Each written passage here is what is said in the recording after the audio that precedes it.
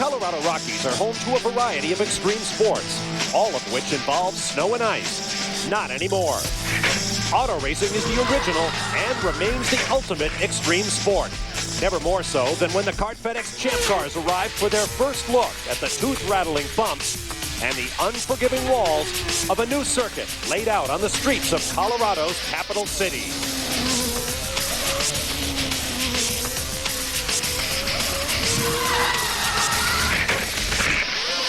First round qualifying in Denver was rocky for drivers such as Bruno Junqueira, who saw his attack on provisional pole blunted when his personal Bronco hit the turn one wall like an avalanche. But today is a new day in the Mile High City with new mountains to climb, except for Adrian Fernandez, who already holds provisional pole.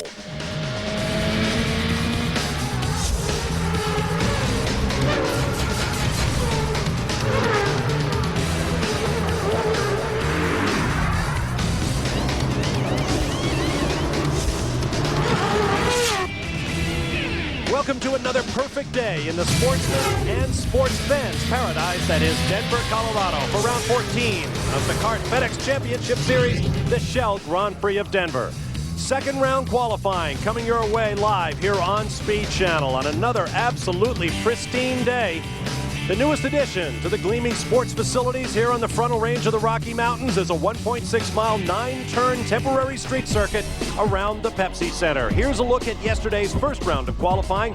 Adrian Fernandez on provisional pole position, picking up a championship bonus point and guaranteed front row spot for Sunday's race, no matter how fast qualifying may go today. And I'll guarantee you it will go quicker than Fernandez did yesterday.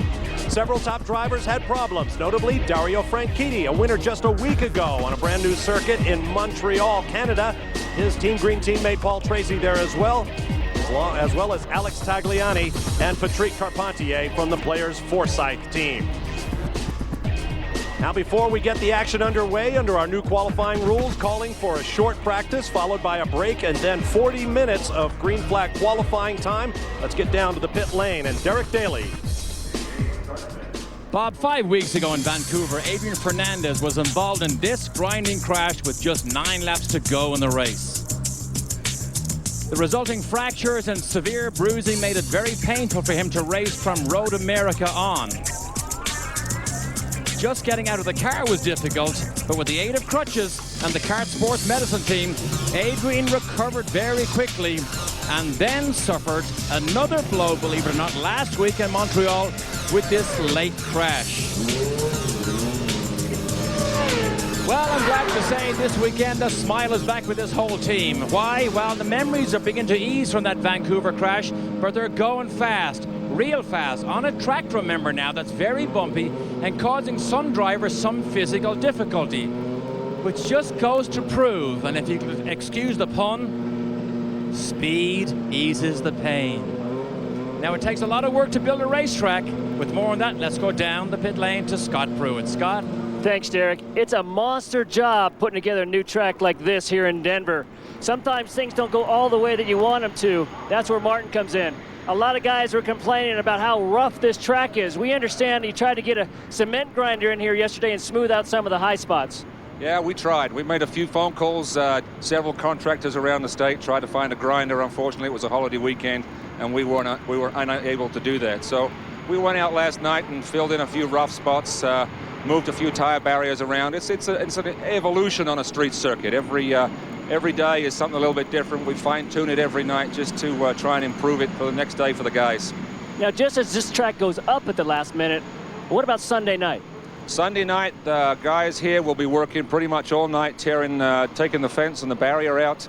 By 6 a.m. on Tuesday morning, where we're standing will be a main thoroughfare on and off ramp of I-25 and people going into downtown Denver. There you have it, guys. For guys like Martin, behind the scenes, the work never stops. Calvin?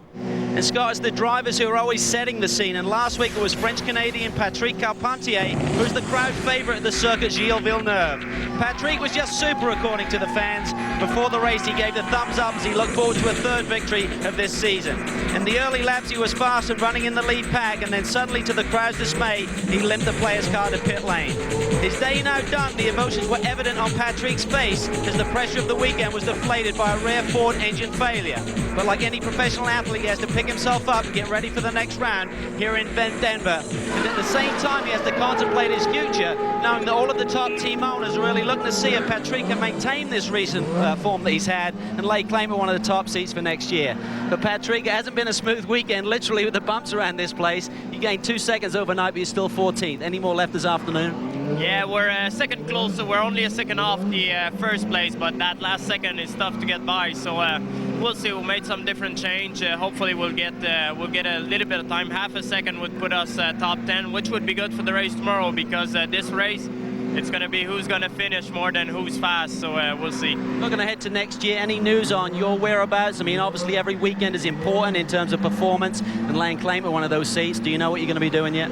Yeah, it's looking pretty good. We got 3 firm offers for next season, and most likely we're going to be back, so it's pretty good. Okay, well, they're hoping to see if they can get these Reynards working a little bit better over the bumps this afternoon, Bob. All right, thanks, Calvin. That's great news to hear from Patrick Carpentier. Now we've got qualifying coming up, but that's just the beginning of the action here in Denver. Later today, the Toyota Atlantic Championship will decide their 2002 titleists, and you'll see it live beginning at 5:30 p.m. Eastern here on Speed. Michael Valiente of Canada leads John Fogerty of the United States by 6 points. They'll start on rows 3 and 2 respectively. And then race day Sunday begins live at 2:30 p.m. Eastern. Speed Channel's live coverage of the CART FedEx Championship Series Shell Grand Prix of Denver is brought to you by BMW, the ultimate driving machine, and by Bridgestone, advanced technology that gives you a grip on the future. Welcome back to an absolutely fabulous day here in Denver as we get set for the second round of qualifying to be preceded by 10 minutes of open practice. And as with all temporary circuits, that practice comes in very handy. Hi, everybody. I'm Bob Varsha, along with TK, Tommy Kendall. Tommy, we've been talking all year about how this championship may be the ultimate test of a driver. All the different circuits, the short ovals, the super speedways, the permanent road courses, and these very difficult, bumpy, treacherous street circuits. Well, we've got 4 types of circuit. You can add a 5th, Denver. And when I say, for once, when I say better them than me, I actually almost mean it. When the adjustment that these drivers are having to make is immense, and it's all brought on by the low grip circuit. The bumps are important, but the low grip is tricking the drivers. Everything they've learned, these cars are like an extension of themselves. They know how they stop. They know how they turn. What their eyes are telling them do not match up with the reality. The cars just won't turn. They won't put the power down.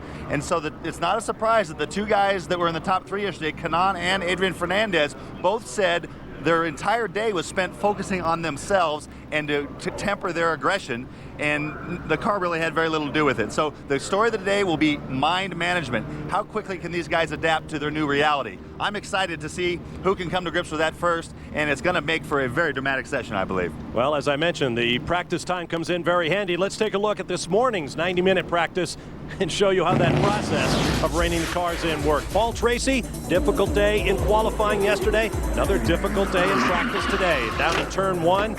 Keep in mind, 18 cars will try to get through this corner when we take the green flag tomorrow.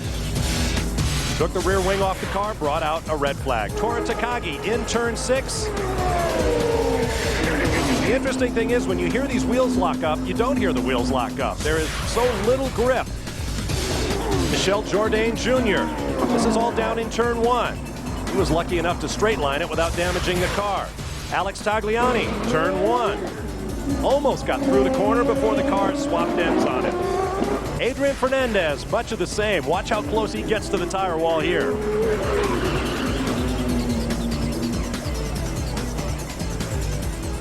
They say a singing tire is a happy tire. We haven't heard a peep out of the tires yet, even when the wheels are locked solid.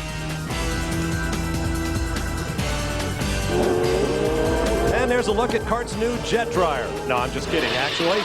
flyover today for the big football game going on in Invesco Field between Colorado and Colorado State. Now here, what a difference a day makes. This is the differential between morning practice times and these drivers' qualifying times yesterday. And look at some of those numbers. Cristiano D'Amato, 1.1 seconds quicker than he was yesterday when he was off the front row in provisional qualifying for, gosh, the first time I can remember this year, Tommy. Well, you look at the 5 guys this morning were all on the same 1/10 of a second, so very, very close. And you have guys making some big gains, but everyone's making gains, so it's a moving target. You think you've got to lop the second and a half off, you're still 14. And there's Patrick Carpentier, as I mentioned, 2.1 seconds quicker this morning than he was yesterday in qualifying, but still 14th in this 18-car field. Now let's get down and meet the fast man this morning, standing by with Scott Pruitt. We're standing here with him, and Tony Kanaan had to jump into his Pioneer Lola. I did get a chance to talk to him briefly, and we will get a chance to talk to him during the break, the 10-minute break. I said, Tony, what's going on? He said, well, we found a few little secrets. I said, well, what are they, Tony? He said, well, if I tell you, you'll tell everybody. I was, no. I said, this will be just a little secret between you and I. And he said, well, you come back to me during break, and we'll see what we can talk about. Derek?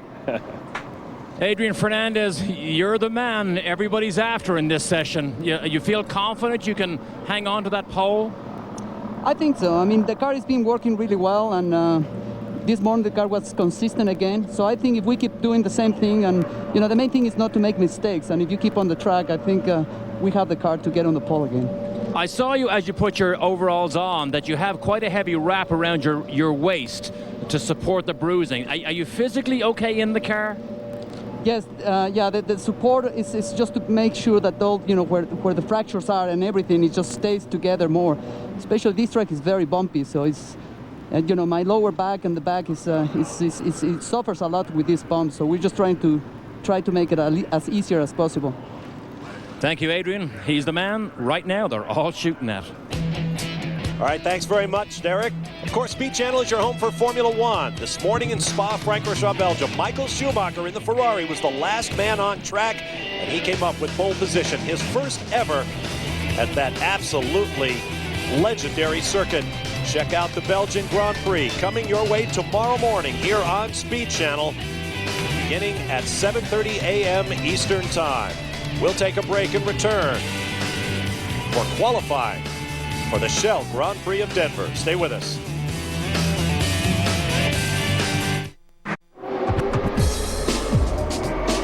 Welcome back to the streets around the Pepsi Center in downtown Denver, Colorado, where we are in an open practice, about 9 minutes to go in preparation for the final round of qualifying for the 14th race in the Kart FedEx Championship Series for 2002. See the cars on track. There is Kenny Brack.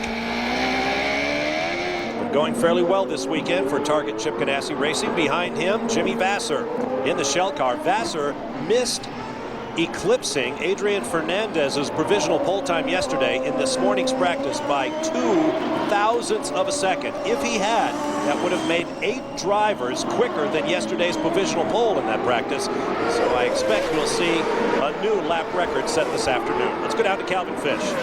Quick note on Cristiano D'Amato. What a change a few weeks, mate. Remember how we used to see him sit in pit lane for 40-50 minutes before he made a run? He was in his car 5 minutes before the green out there for this practice session.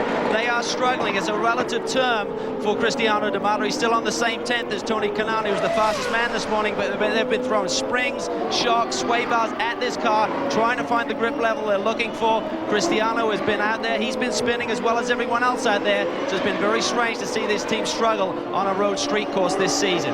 Let's get down to Scott Pruitt. Thanks, Calvin. Following up with his teammate Christian Fittipaldi.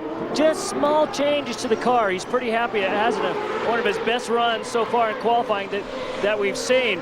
The other part of it is why? Well, Christian is terrific on slippery tracks, especially in the rain.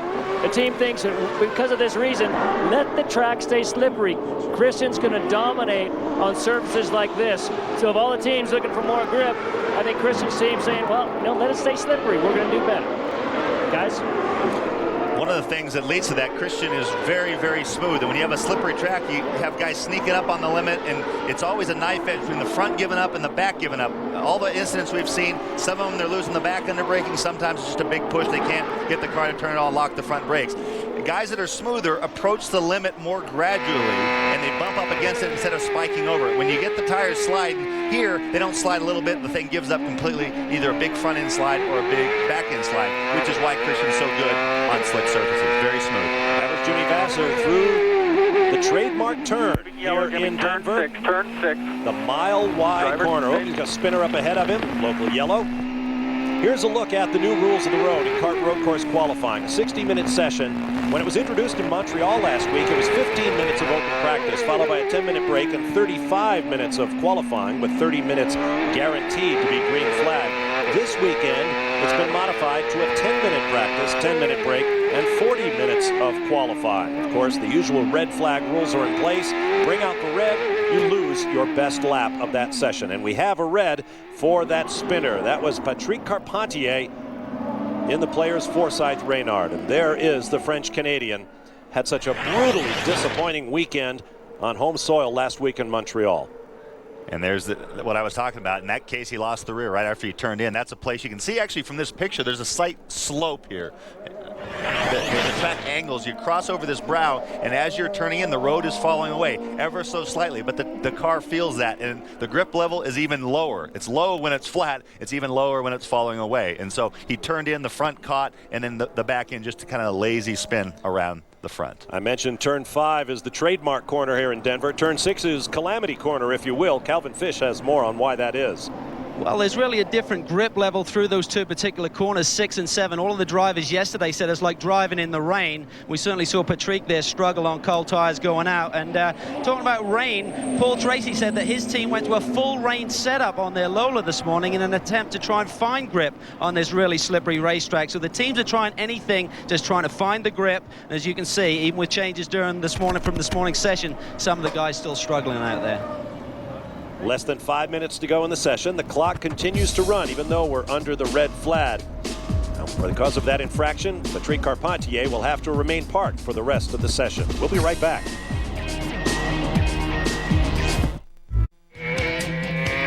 Welcome back live to Denver, Colorado. Don't forget Speed News coming up tonight and Sunday at 7 p.m. Eastern Time. Dave Despain and Ralph Shaheen will be hosting this weekend. 30 minutes on Saturday, Sunday, 30 minutes exclusively NASCAR at 7 p.m. Eastern Time. With all the news from a very soggy Darlington. And then at 7:30 Sunday night, 30 minutes of news from the rest of the racing world. Speed News, your resource here on Speed Channel for news and information. On board Bruno Junqueira's car, Tommy, and notice the decal there. I wonder if somebody's having some fun with Bruno. I'm wondering if that was the crew guys having some fun with him being as emotional as he is. Jimmy Vasser down in turn 1. It's going to be interesting to see what happens when we get 18 aggressive drivers trying to funnel down into that slow left-hander. We throw the green flag tomorrow. Not to mention later today in the title-clinching round of the Toyota Atlantic Championship on these same streets. Go to Scott Pruitt in the pit lane. A quick update on Jimmy Vasser, actually quite interesting. They just put on a brand new set of sticker Bridgestone tires. I went over to Mark Johnson, team manager there, said, hey, what are you guys doing? He said, we feel we're going to have an advantage by taking the shine off, getting that little bit of oil off the top of the tire. We feel we're going to have a little advantage. So they're actually scrubbing a set of tires for qualifying. Calvin? Scott, I don't know whether you've seen it down at your end of pit lane, but we're used to seeing shocks and springs being thrown at the cars, maybe a wing change, tire pressure change, but I'm seeing a lot more than that this weekend. Toe-in changes, shock pressure canister changes are being made during the sessions, roll center changes between sessions. These guys are really clutching at straws as they try and find grip. Dario Franchitti in particular is really struggling. 17th faster this morning, almost a second and a half off the pace. He just said, we are lost, we're just throwing everything at the car, hoping that something sticks and I can find some grip this afternoon. Well, if you like to see aggressive car control, you have come to the right place. There is Tony Kanaan, who just had a quick off and restart. Moments ago, same for Paul Tracy. Let's take another look.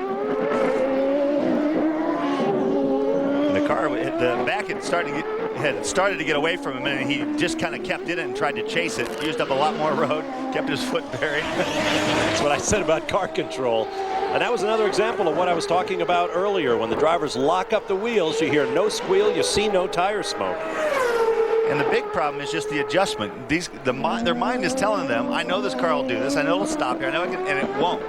And so it takes a while for it to sink in. So you're having to just adjust to a whole new reality. That's Christian Fittipaldi down in turn 1. And checkers on that 10-minute open practice. Pretty eventful all in all. So they'll go back to the pits, think it over. Now, I was cracking on Christian's paint job a while back, and I think I might have been a little too hasty. I decided to see if that grew on me, but I have to report that I still think it was hideous. On board with Tora Takagi in the Walker Racing Toyota-powered Reynard. Watch that suspension at work, such as it will on these very, very tightly suspended cars. Now, Calvin. Well, Bob, I was really thinking about the fact that this year the guys have been using traction control, and some of the guys really lean on that system, come out of a corner, just plant their foot down and let the system take over. And what they're finding here on the very slippery surfaces, they're already sideways and out of control before the traction control really kicks in. So, TK, maybe that's a mindset. Some of these guys are used to leaning on that system, and now they're having to really feed the power in, squeeze the throttle down, and that's a big adjustment when you've been running the other way all season. Well, that's a great point. And what happens is the car starts to get kind of some rotational inertia. So even when the traction control cuts the spin, the car is still sliding. It has a little bit of inertia rotating, and even if it stops the spinning at that point, the car is still starting to rotate. As some driver put it earlier this year, traction control will not make traction. All it can do is make the most of what's available. Derek Daly. Bob, we've talked all weekend about how difficult it is to cool these racing cars on the racetrack. It's also difficult to cool them in the pit lane. Look at the shell car here. This is Bobby G, one of the crew members. They have 2 fans up to the radiator. They additionally spray water in front of the fan to try and cool that air going back into the radiator, doing everything possible to keep air going back into the radiator, doing everything possible to keep these engines cool in this high altitude. This will be a huge story tomorrow. The cooling of the engines and the brakes will be a big part of this race. 100 laps, more than 164 miles of racing coming up tomorrow. And if it's anywhere near as warm as it is today, these guys are really going to earn their money. We'll be right back. Welcome back live to Denver, where we are in a pause between our open practice and the beginning of qualifying for the CART Grand Prix of Denver. There is the beautiful Pepsi Center inside the ice rink, normally used by the NHL Colorado Avalanche, is being used by Bridgestone Tires this weekend to demonstrate the qualities of their new Blizzak ice and snow tires. 2 identical cars, one mounted with normal tires, one mounted with the new Bridgestone Blizzak tires. One car is better than the other. We decided, what the heck? We'll send Tommy Kendall and Scott Pruitt in there to see what our master drivers could do on ice. It wasn't exactly Swan Lake, I think you'll agree. Slip sliding, baby, slip sliding. He's going down, take him downtown. That's the way it's always been for him. Him and me, he's out, I'm in. I've never driven an automatic before. For green, the silver car is spinning madly. It's hard on the ego. Oh.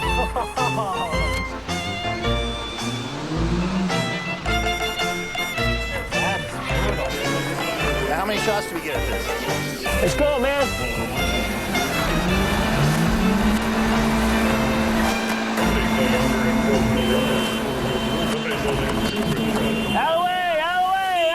In case you haven't figured it out yet, Scott is in the car with the Blizzak tires. I got Brand X.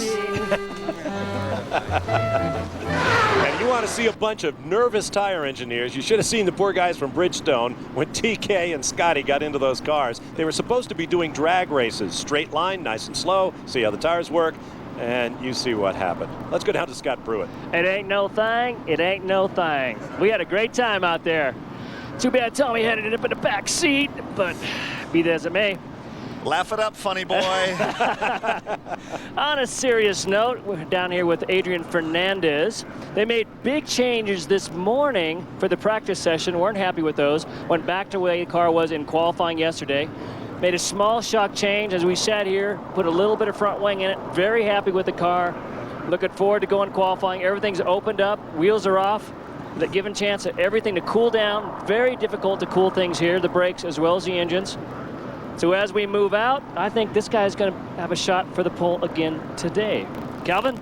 Scott, I think tomorrow in the race there's a lot of concerns about temperature, and when we look at the engine temperature, Ford seem to be in a bit more trouble than the other two, and Toyota think they're the best of the three, so that will really be a factor over the 100 laps tomorrow. Also in qualifying, we see pretty normal brake ducting on the cars. Some of the teams have already gotten the bigger ducting. Cristiano D'Amato is on his standard setup. I spoke to the team this morning. He said we will definitely be opening these up for the warm-up in the morning, and then we'll see if we need a panic from then until race time. So there's a lot on play for tomorrow, and until they get some extended runs, these guys are typically only running about 5 or 6 laps. It's hard to really get a good read on the braking and water temperature situation.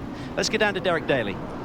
Well, if they have any time in their hands, Calvin, they can just walk down and look at our temporary art studio set up right here in the pit lane. This is Malcolm Farley. He is the official artist of the Shell Grand Prix of Denver. He lives locally here, always paints live. In fact, he will paint live at this year's Super Bowl. And this painting you see here is from a snapshot he took yesterday of Bruno Junqueira just watching Scott Dixon alight from his car. This painting will be for sale later on. He has a gallery and display inside the Pepsi Center. And this beauty here, being painted in the sunshine, will sell for approximately $15,000. My, that is a great painting. While we have a moment, I want to remind you one of the biggest social events of the CART FedEx Series is coming up. It's called Runway Madness, and it will take place on Friday, November 1st at the Ontario Convention Center in Fontana, California on race weekend at California Speedway, and you can be a part of it. It's a charity event. The Championship Auto Racing Auxiliary will be gaming, food, entertainment with CART FedEx drivers, musical acts, and celebrities. Visit www.caraux.org or call area code 317-299-2277 for tickets. Runway Madness. It's going to be a great evening. Here's a look at the order in our practice. Scott Dixon leading the way, although he did not quite reach Adrian Fernandez's provisional pole time from yesterday at 62.073 seconds. But in a moment, the green flag will wave and they'll be on the track in anger to set the grid for tomorrow's Shell Grand Prix of Denver. We'll be right back.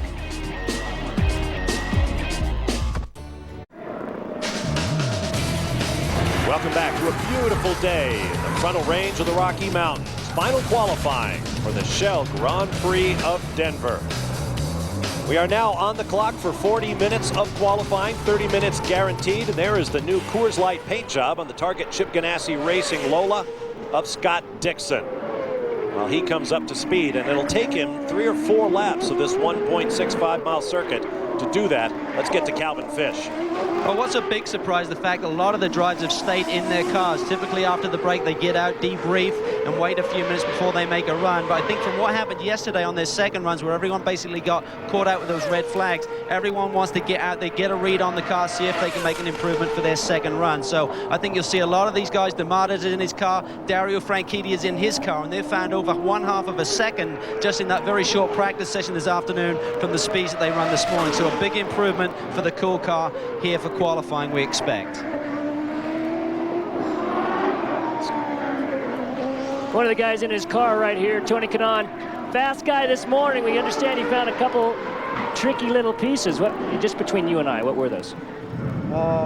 Pieces on the suspension. Well, I'm not sure he's going to tell us. But things look great for you this morning. Went very, very fast with the Pioneer car. How's it look for qualifying? How is the track just now?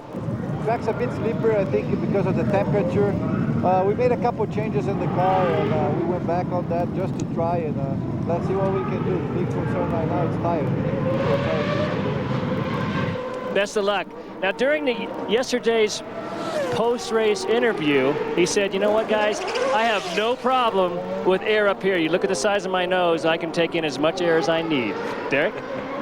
I won't go anywhere with that one yet, Calvin. While we wait for these guys to do 3 or 4 laps to bring the tires up to temperature, I want to tell you that yesterday Denver Post reported 40,000 people came here to watch the Champ Car activities. They expect downtown this weekend as many as 700,000 people for one of the biggest events or biggest weekends ever in the history of Denver. Why? Well, a taste of Denver, which they expect 500,000 people alone, is just outside the front straight here, about 5 blocks away from us. At 11 o'clock this morning, Colorado and Colorado State played together over at Invesco Field, home of the Denver Broncos.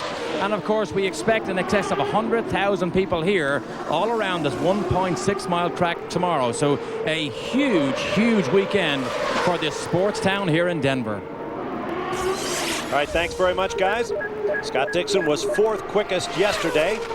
He sets the early provisional pole time at 61.888 seconds.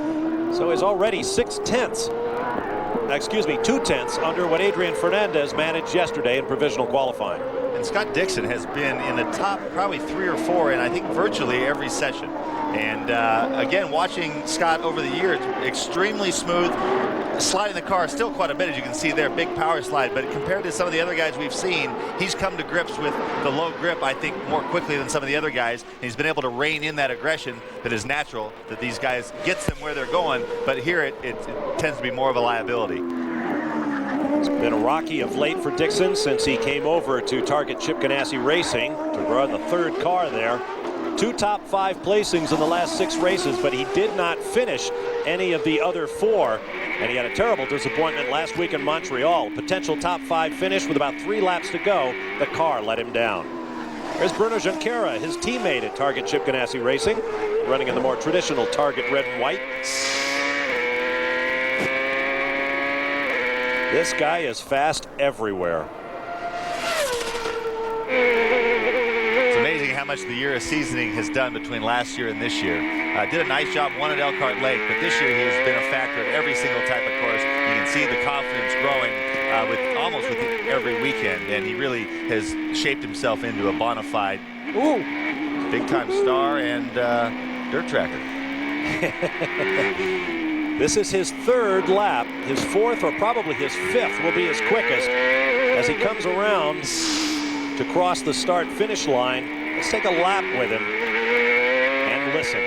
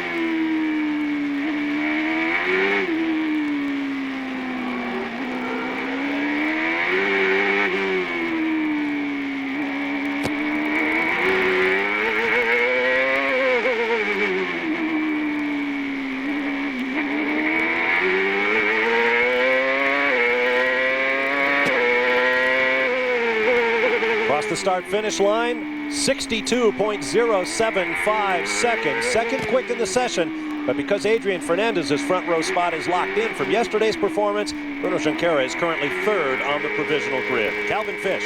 Well, Scott Dixon rolls into his pit. He was told on the radio his fuel was marginal, so they had to bring him in. They're going to be topping him up for his next run.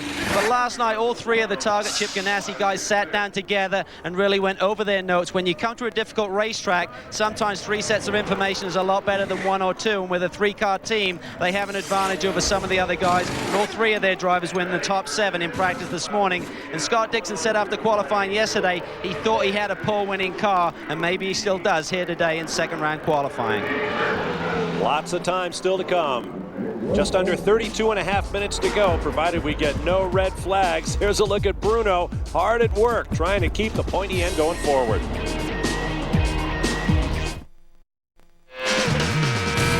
Speed Channel's live coverage of the CART FedEx Championship Series Shell Grand Prix of Denver is brought to you by Porsche, what only a Porsche brings to driving. And by Circuit City. We know the excitement you feel about the latest digital toys. That's why we're here. Circuit City, we're with you. And you are on board the suspension of Tora Takagi's Reynard from Walker Racing, the Denso car, making his way around this 1.647 mile 9-turn circuit around the Pepsi Center in downtown Denver, Colorado. I'm Bob Varsha with Tommy Kendall, Calvin Fish, Derek Daly, and Scott Pruitt are down to the pit lane. And Bruno Junqueira has just gone to the top of the time charts at 61.703 seconds, bumping Scott Dixon from provisional pole back to third because Adrian Fernandez is sitting on the outside of the front row after his great performance in first round qualifying yesterday. That's Patrick Carpentier underway. Let's get to Scott Pruitt. And a quick follow-up for Adrian Fernandez. Because they're sitting on the pole, they're guaranteed that front row start. They're actually having a change-up in their strategy for today. I talked to Don Halliday, chief engineer. He said what they're going to do is play it more. We're going to wait till the end. Actually, he just left as we were talking to you. Play it to the end, try and get that last little bit of time. We're guaranteed a front row start. Now we're going to get a little greedy and try and get the most out of this track that we can possibly get. Guys? On board with Jimmy Vasser. We'll follow him through some of the intermediate times. Well, this is his 6th lap. Both he and his teammate Jourdain were on the scuff tires. Let's see how that works. Jourdain is in P5. He did that on his 8th lap. So this should be right in the window. Hardly looks like they're on a fast lap. They are just crawling through that section. He's 8/10 off, so that's certainly not going to do him much good. Turn 9, onto the start-finish straightaway under the Shell Bridge, or Coors Light Bridge, pardon me. And immediately on the brakes for turn 1. 62.828 seconds. Jimmy Vasser's best performance, much better than yesterday, but not enough to hoist him up from 11th spot on the grid. Tracy remains 11th, Paul Tracy in 12th. Derek Daly has more on Tracy. Right now, Paul Tracy would spend any amount of money at the local Shell store to buy some grip. It is the #1 complaint. I spoke to Eric Haverson. He said, the crew chief, he said, we put so many setups on this car, and as I walked away and he said, we're struggling, he called me back. He said, but remember, Tracy has the ability to put the magic lap together that might put us up towards the front. Calvin? Well, when we look for grip, a lot of these teams have been experimenting this year on the road course between running the road course rear underwing on the Lola, as we see here on Bruno Junqueira's car, and the short oval underwing. What they found on this bumpy racetrack, when they get the car up in the air with a lot more pitch movement, that is really having more of an effect on the short oval setup. So a lot of the teams have switched back overnight to the road course rear underwing, gives the car a little bit more stability, and certainly makes it a lot more consistent for the drivers. And when it's more consistent, they then gradually gain the confidence, and without confidence, you don't have anything on this tight street circuit. What that pitch sensitivity means, as the car pitches, the front of the car dives or the rear of the car comes up, the center of pressure moves around a lot more on the short oval underwing than it does on, and so it might generate more peak downforce, but the loss in consistency is more than offset by that unpredictability. Watching Tony Kanaan, who's had a pretty eventful weekend thus far. And there is Cristiano Damata, the championship leader by 55 points coming into the weekend. Here's a guy who usually is right at the top of the charts on the road and street circuits, but he hasn't had much luck thus far this weekend. Damata currently 9th, working his 4th lap, so he should be coming up into that sweet spot on the tires shortly. I'm guessing it'll be his next lap. And it's interesting talking about Paul Tracy throwing all the setups at the car. Both Adrian Fernandez and Tony Kanaan, 2 of the guys who have been consistently fast, have done nothing but focus on themselves as drivers and just accepted that no matter what setup you have on it, it's not going to be very good in any way, shape, or form. And so they focused on just trying to run cumulative laps. Adrian Fernandez says, I haven't broken in the same spot twice at the end of the back straight, and that's your pole sitter. So they're really coming to grips with the wide open space down in the mile-wide hairpin, and then also just the low grip level everywhere else. He also said the more consecutive laps you run, the driver gets better, not so much the tire pressure, tire grip. Saw 184 miles an hour on that back stretch last time around for Damata. Once again, 184.817. He is often not the fastest guy in a straight line, but in the 10 races this season that have already taken place on road and street circuits, he has won 5 times and taken 6 pole positions. Scott Pruitt. Well, a quick update on Michael Andretti. He came in still not very happy with the car. I talked to Kim Green, chief engineer down there. And he's, well, actually, team manager down there. I said, what's the problem? He said 2 things. One, Michael's still struggling with the car. Very bumpy, very slippery, and we've actually lost more grip because of the hotter temperature this afternoon. Track temps come up 25 to 30 degrees. We're sliding around a little bit more, and Michael's just not comfortable out there. Calvin? Scott, we often talk about the sweet spot with these Bridgestone tires, what lap it comes in, but I think TK hit the nail on the head there by talking about the driver getting up to speed. Adrian mentioned it after the post-race interviews or post-qualifying interviews yesterday, and as much as just getting the driver in a rhythm, much like in the rain, you have to really try and push a little bit more each lap and find where the limit is in these conditions, and I believe that's what Cristiano D'Amato is doing right now. Also, when you talk about his straight line speed, he came in after this morning's practice session, he said, Nakano blew me away down the straightaway, but when he got to the end, Cristiano just ate him up down in the braking area. So it's really a compromise between drag and downforce and what works best for the individual drivers around this racetrack. Speaking of Shinji Nakano, as you watch Christian Fittipaldi getting himself going once again, Nakano has just jumped to 2nd quick in the session, 3rd on the provisional grid at 61.808 seconds. Cristiano D'Amato, saw him light up the left front. Here's what happened to Christian Fittipaldi moments ago. Spun to a stop. Kept the fire, was able to get going again. Tony Kanaan is in the pit lane. Kanaan currently 7th. We heard about Michael Andretti earlier. Michael currently 13th. Here's a replay of what happened to Fittipaldi.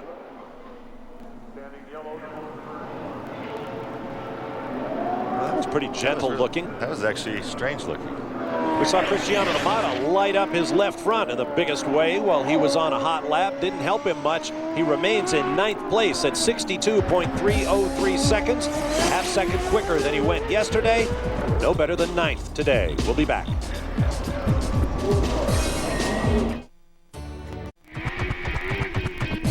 Welcome back live to Denver. Bruno Junqueira coming up to speed for his 2nd blast at pole position. Here's the starting grid for the final round of the Toyota Atlantic Championship coming up at 5:30 p.m. this afternoon live here on Speed. Scott Fogarty. If he beats Fogarty in the race, it's over. Fogarty must win the race. Hope that Valianti finishes off the podium. You'll see it. The finale of the Toyota Atlantic Championship here on Speed Channel today live at 5:30 p.m. Eastern Time. So join us then. Got a break in the action right now. Only a handful of cars on track coming up to speed. We'll take another quick break and return for green flag action from Denver.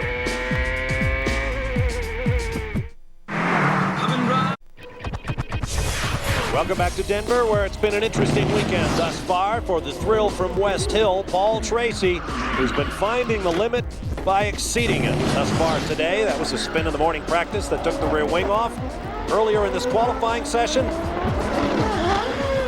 I love it when they do that. Let's take another look at Paul Tracy spinning that Team Cool Green Lola and then spinning it back and bringing the crowd in that grandstand to its feet. Riding with Bruno Junqueira, just coming up to speed here on the streets of Denver. Let's get to Calvin Fish. We're seeing a lot of the drivers lock up brakes coming down into these corners. Certainly some of it is due to the grippiness of the circuit, but a lot of it is due to the fact they're really running the cars pretty soft. Not a lot of roll stiffness, so the car is rolling over as it goes into the corner, lighting up the inside front. Here's what it's immediately doing to the tires. This is one from Dario in practice. You see a little blister there. And some of the drivers are really experimenting with different braking pad compounds. We understand within the 18-car field, there's 8 different brake pad combinations that the drivers are using. So you don't want ultimate braking force, you want good feel from the brake pedal when you jump on it down into these tight corners. Let's go down to Derek. Calvin, same problem down here. These just came off Christian Fittipaldi's. You can see he locked it up and gets a blister immediately. In fact, Christian on the radio said the car feels completely disconnected. Some people weren't sure what that meant. I know exactly what that means. It means that they cannot get the front in sync with the back. No matter what they change, the front of the car seems to do its own thing and the back its own thing. After he made that comment, he was told, he said, hey, you're P5, don't be too concerned. Watching Scott Dixon coming up to speed. Moments ago, this was Jimmy Vasser talking about flak spotting on lockup. Down in turn 5. It's rear lockup. Well, he did manage to get a little bit of tire squeal down there.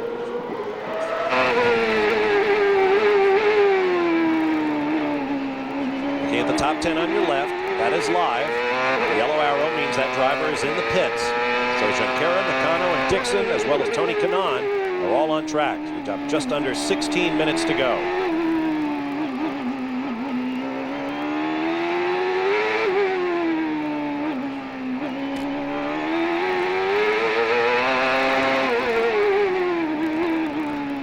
Pit entry, drivers left. Onto the start-finish straightaway. Aurora Parkway. Turn left. Into the parking lots for the Pepsi Center. Now onto another street. Again, concrete. Soon coming back to asphalt right there. Vassar currently 11th. He is running out of laps. He is almost at his 15-lap maximum. So this is late in his second run. There is Senji Nakano, currently P3. Scott Pruitt. A follow-up to Shinji Nakano.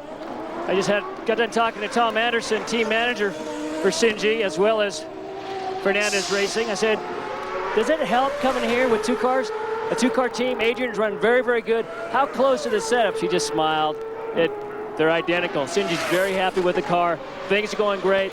He just went out on another new set of Bridgestone tires, trying to get a good couple clean laps in towards the end. Adrian came in about 5 minutes ago. All the red lights were on. What's that mean? Overheating problems. We talked about how big of a problem it's going to be here this weekend. They're already having this kind of problem in qualifying. Can't imagine what it's going to be like for the race. Bob? That's right, we get 18 cars out there for long green flag stints, and it's going to get very, very hot. Very tough on the engines, on the brakes, and on the tires. Bruno Junqueira remains the provisional pole sitter at 61.703 seconds. This is his final lap. Drivers are each allowed 15 timed laps. So at that point, he'll have to sit and wait and see if anyone can beat his time. The nearest, Shinji Nakano at 61.808. Take another break as Chip Ganassi looks on. We'll be back live to Denver in a moment.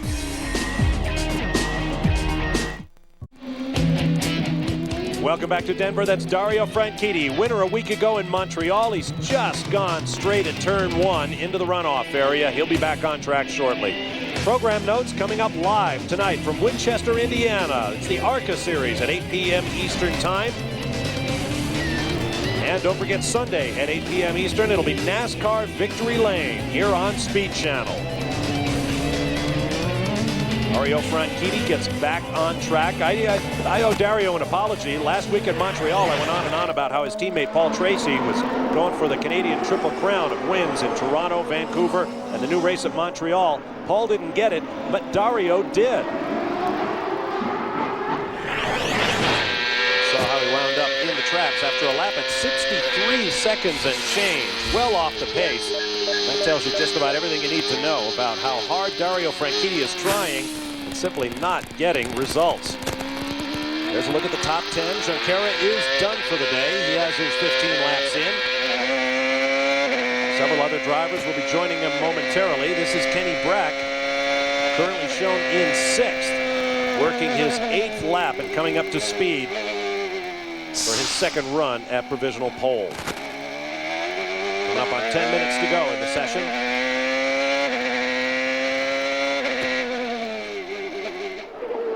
Only 2 drivers did not improve on yesterday's performance thus far. Oriol Servia and Tora Takagi. They are 17th and 18th on the provisional grid. Servia, one of 3 drivers this weekend who has been mathematically eliminated from championship contention, along with Townsend Bell, who is not racing this weekend, and Mario Dominguez. Let's get to Derek Daly. With Jimmy Vassar in the Shell car. Jimmy, I know you're out of laps. That's a frustration in itself. But I saw you do something unusual with the tires. You ran the new tires in the warm-up session prior to qualifying. Why? Just a lap scrub. We just thought maybe they'd come in a little quicker, but I don't think it was the way to go. Neither here nor there. But you know, we weren't able to. We had a pretty decent car this morning and yesterday, and we just haven't been able to move it along. And you know, the changes we made for qualifying really were in the right direction. So we're a little bit disappointed. Thanks, Jimmy. Calvin? Well, Derek, as Bruno Junqueira currently sits on the pole, Bruno, great run there, but the second run was a little slower. Is the track actually getting slippier than the first run, the early part of the session?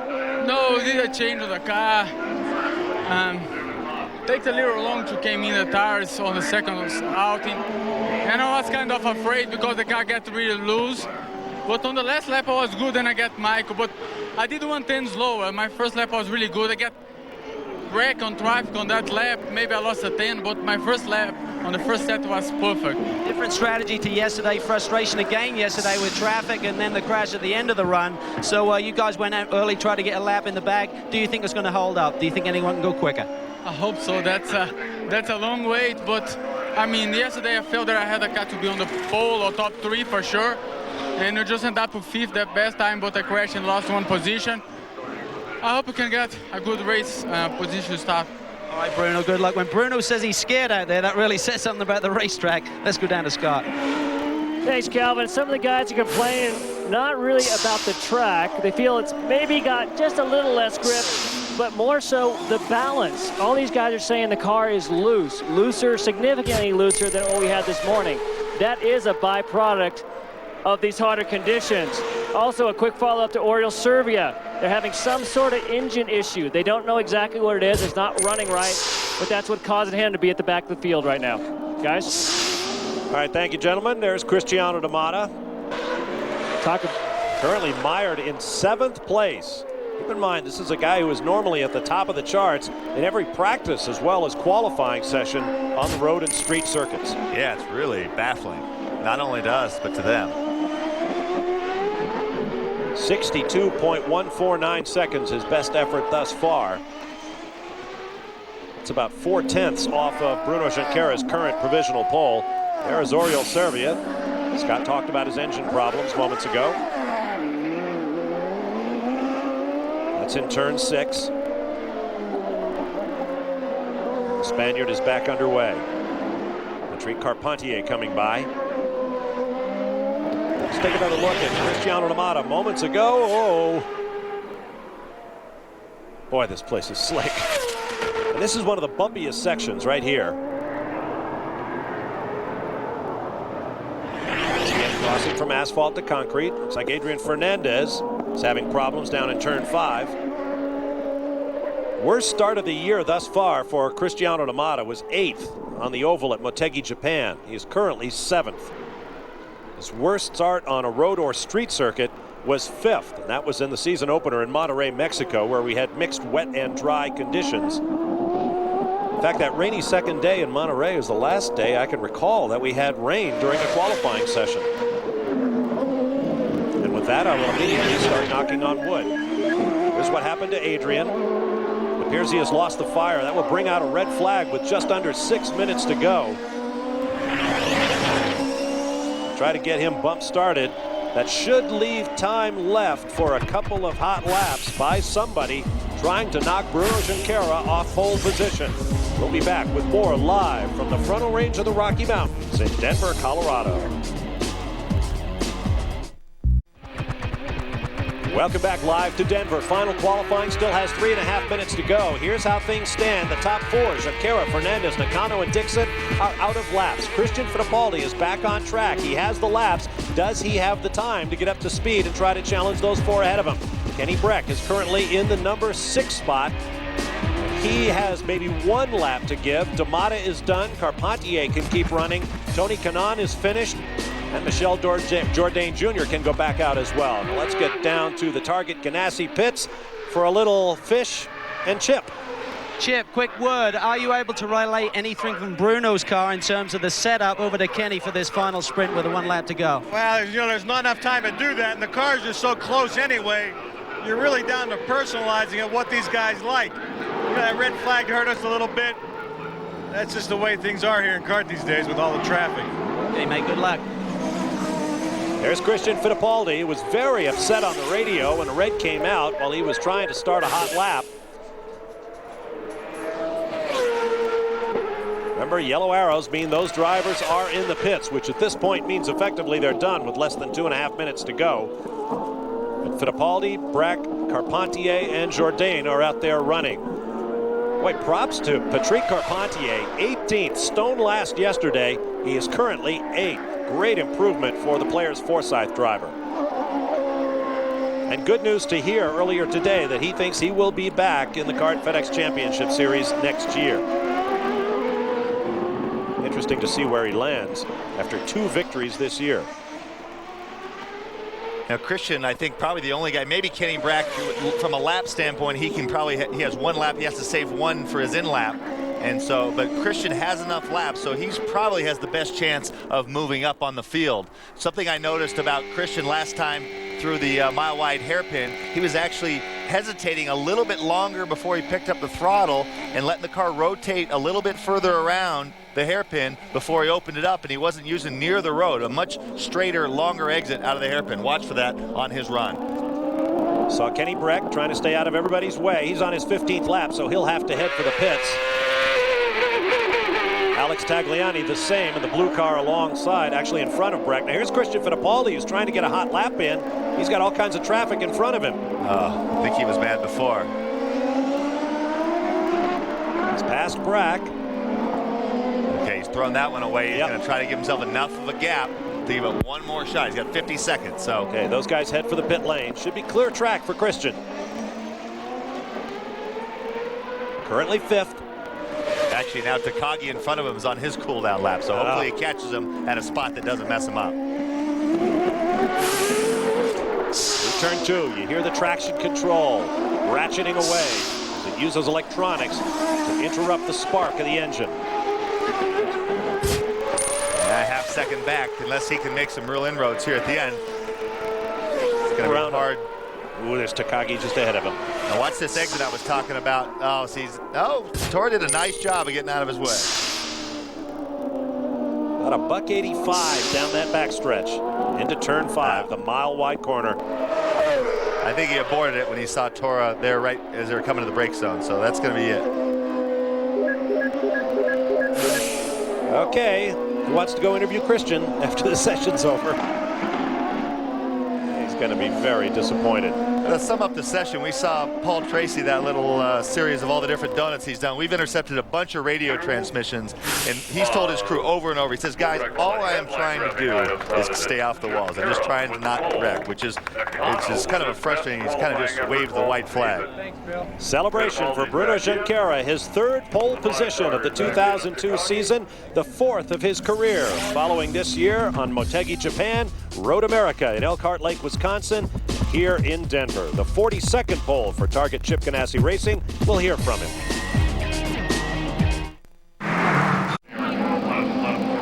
Welcome back to the Shell Grand Prix of Denver. Final qualifying is over, and the man on top of the heap is Bruno Junqueira. Bruno, putting a lap together around this track is probably harder than anywhere else this season. Tell us about the track and how you really have to drive the car on the limit, but that fine edge between a good lap and disaster.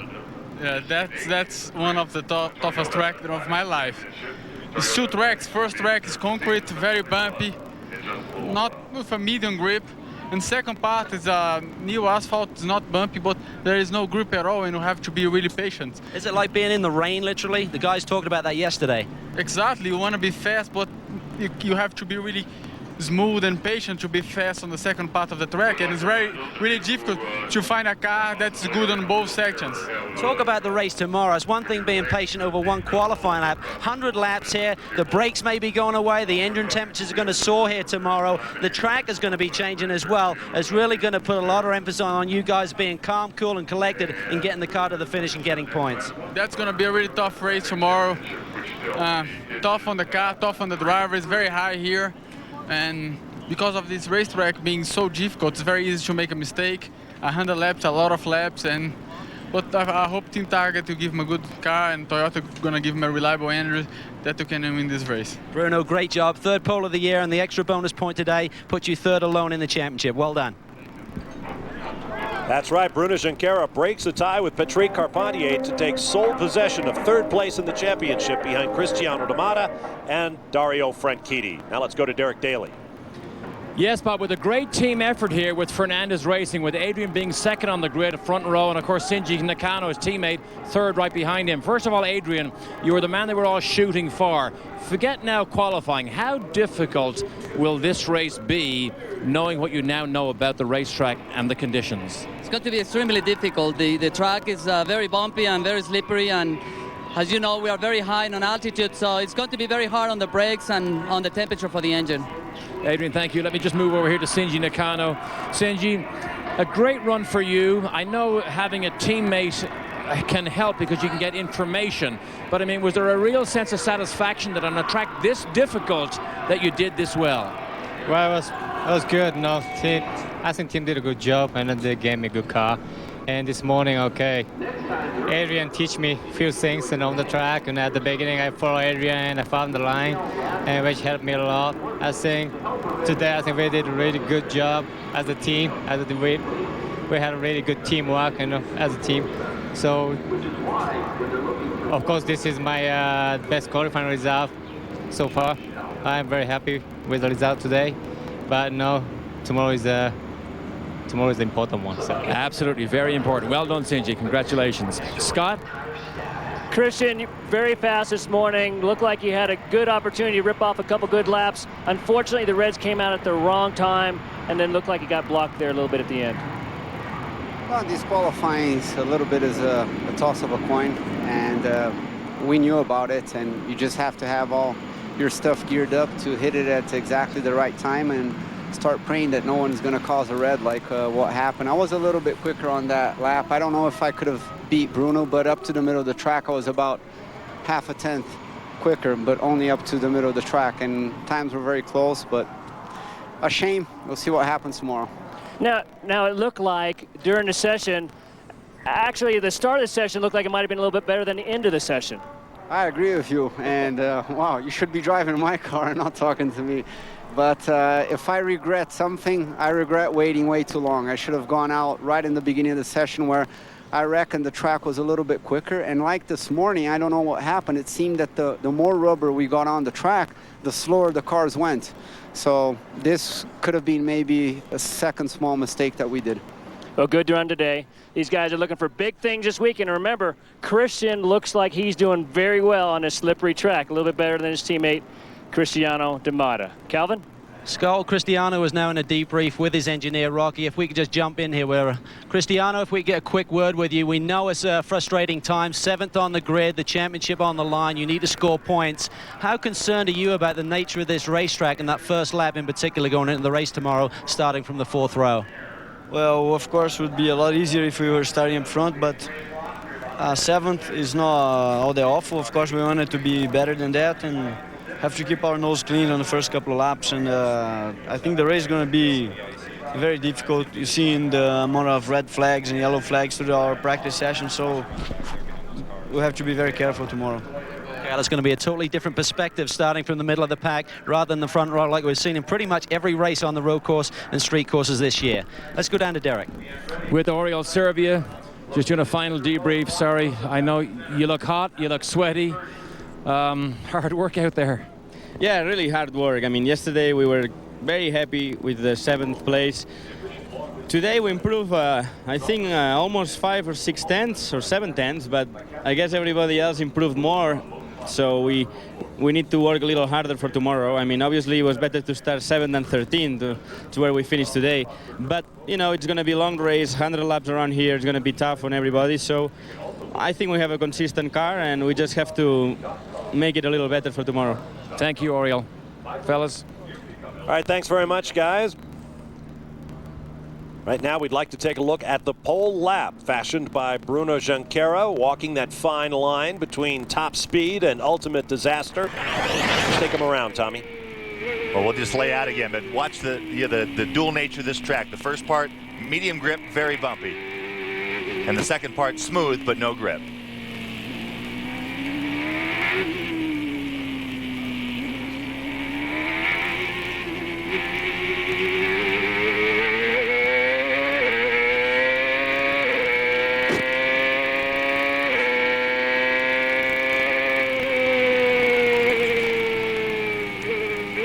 This is not his pole lap. We were trying to do that. We have it somewhere, so. Little too pokey there at the beginning of the lap.